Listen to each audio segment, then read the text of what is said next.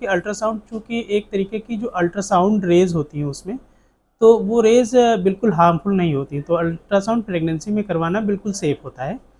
और दूसरा बात है कि प्रेगनेंसी में अल्ट्रासाउंड का प्रोटोकॉल जो होता है कि कब-कब अल्ट्रासाउंड करवाना चाहिए, तो सबसे पहले जो अल्ट्रासाउंड होता है उसको हम लोग अर्ली स्कैन कहते हैं।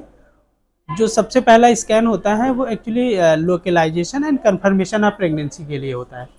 उसमें हम ये देखते हैं कि जो प्रेगनेंसी है वो एक्चुअली बच्चेदानी के अंदर ही है, और अगर बच्चेदानी के अंदर है, कभी-कभी क्या होता है कि प्रेगनेंसी बच्चेदानी के अलावा कई बार बच्चेदानी के बाहर में भी बन जाती है, जैसे कि ट्यूब में बन जाती है, जिसको हम लोग एडनेक्शनल प्रेगनेंसी बोलते हैं। तो कन्फर्मेशन के लिए प्रेगनेंसी के लिए, और अगर कन्फर्मेशन है तो बच्चे के अंदर धड़कन आ गई या नहीं आई है, तो इस चीज़ के लिए सबसे पहला हम अर्ली स्कैन करवाते हैं और डेटिंग के लिए करवाते हैं। जो सबसे पहला स्कैन होता है उसमें हमें एग्जैक्ट डेट पता चलती है।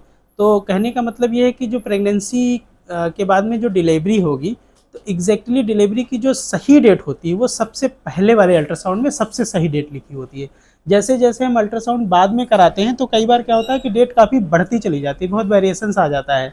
पेशेंट कई बार बोलता भी है कि सर पहले तो इसमें इतनी डेट आ रही थी, अब इतनी डेट आ रही है। तो हम ये बताना चाहते हैं कि जो सबसे पहला स्कैन होता है या जो सबसे अर्ली स्कैन होता है, उसमें जो एक्सपेक्टेड डिलीवरी डेट होती है वो सबसे सही डेट होती है।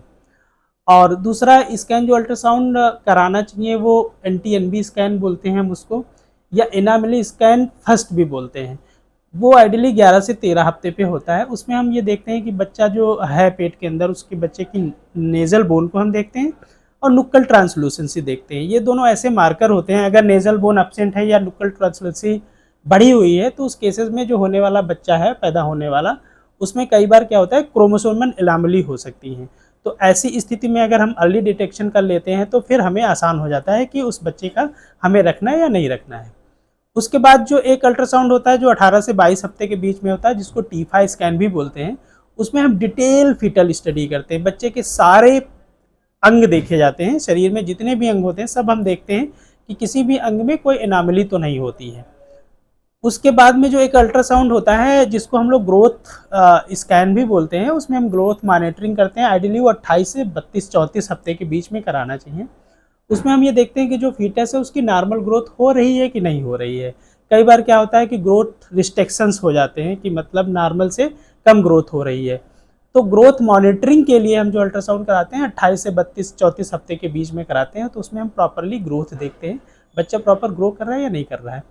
और फाइनली एक लास्ट में अल्ट्रासाउंड कराना चाहिए जब एक्सपेक्टेड डिलीवरी होने वाली हो। उस समय फीटस की पोजीशन देखने के लिए, प्लेसेंटा की पोजीशन देखनी है, एमनियोटिक फ्लूइड बाइलूम कितना है, ये सब चीज़ों को देखने के बाद में हम ये डिसाइड कर सकते हैं कि जो डिलीवरी है वो नॉर्मल हो सकती है या नहीं हो सकती है, क्या इंडिकेशन है नॉर्मल डिलीवरी का या नहीं है। तो आइडियली 4 से 5 अल्ट्रासाउंड तो बिल्कुल कराने चाहिए। उसके बाद में फिर कई बार अलग अलग मरीजों की सिचुएशंस होती है। कुछ प्रेगनेंसी हाई रिस्क प्रेगनेंसीज होती हैं जिनमें बच्चे को ज़्यादा खतरा होता है, फिर उनमें हम थोड़ा जल्दी जल्दी स्कैन करके देखते हैं। तो ये प्रेगनेंसी पर भी डिपेंड करता है कि हम स्कैन कितनी जल्दी जल्दी करके देखते हैं, पर आइडियली 4 से 5 जरूर अल्ट्रासाउंड कराने चाहिए।